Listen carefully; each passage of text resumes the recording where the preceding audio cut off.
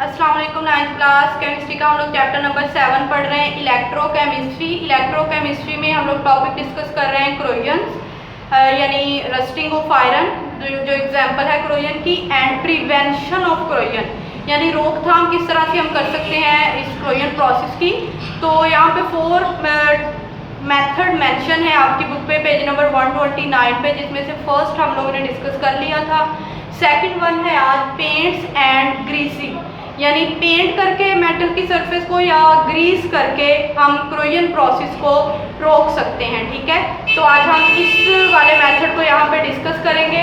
Paints and greasing में है ये है कि पेंटिंग, ग्रीसिंग और पेंटिंग, ठीक है, of the surface can prevent rusting. अगर हम मेटल की सरफेस पर ग्रीस लगा देंगे, ये एक मटेरियल होता है, या वहाँ पे पेंट कर देंगे, मेटल की सरफेस को पेंट कर देंगे, तो हम प्रिवेंट कर सकते हैं, यानी रोक सकते हैं रस्टिंग को, यानी जंग लगने को।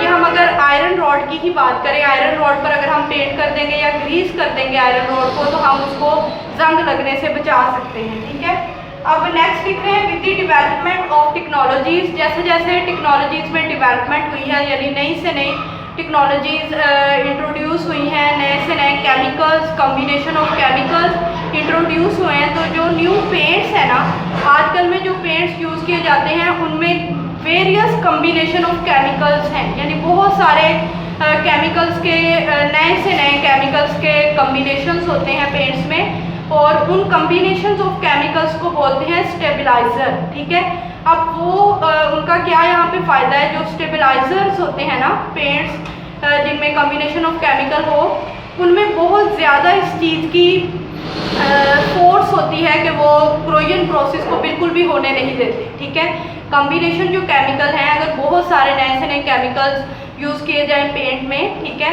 तो वो बिल्कुल भी क्रोयन का प्रोसेस नहीं होने देते, मेटल्स की सरफेस को बिल्कुल भी वो डिकम्पोज नहीं होने देते, रस्टिंग का प्रोसेस बिल्कुल भी नहीं होता। ठीक है, तो उन कॉम्बिनेशन ऑफ केमिकल्स को यहाँ स्टेबलाइजर कहा गया है। ये भी आपसे शॉर्ट क्वेश्चन पूछा जा सकता है कि व्हाट इज स्टेबलाइजर, तो इन तमाम बातों को आप लोगों ने अंडरलाइन करना होता है। ठीक है, यही लिखे हैं with the development of technologies modern जो पेंट है contain a combination of chemicals, उनमें बहुत सारे यानी कॉम्बिनेशन ऑफ केमिकल्स होते हैं कॉल्ड स्टेबलाइजर, जिनको स्टेबलाइजर कहा जाता है। अब ये स्टेबलाइजर क्या करते हैं, दैट प्रोवाइड प्रोटेक्शन, जो प्रोटेक्शन प्रोवाइड करते हैं, यानी तहफ़्फ़ुज़ फराहम करते हैं अगेंस्ट द क्रोयन प्रोसेस के खिलाफ। ठीक है, in addition to prevention against weather, ये हम लोगों ने क्रोयन की डिफाइन में के बाद डिस्कस की थी ना कि सराउंडिंग मीडियम ही मेटल की सरफेस पर इफेक्ट करता है। तो ये जो स्टेबलाइजर्स है ना, ये वेदर का भी इफेक्ट नहीं होने देते मेटल्स पर, या एटमॉस्फेरिक इफेक्ट, कुछ भी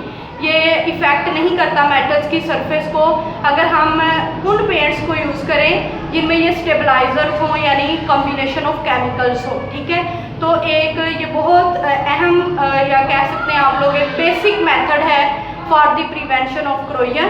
तो इसको आप लोगों ने अच्छे तरीके से पहले समझने की कोशिश करनी है, फिर याद करें।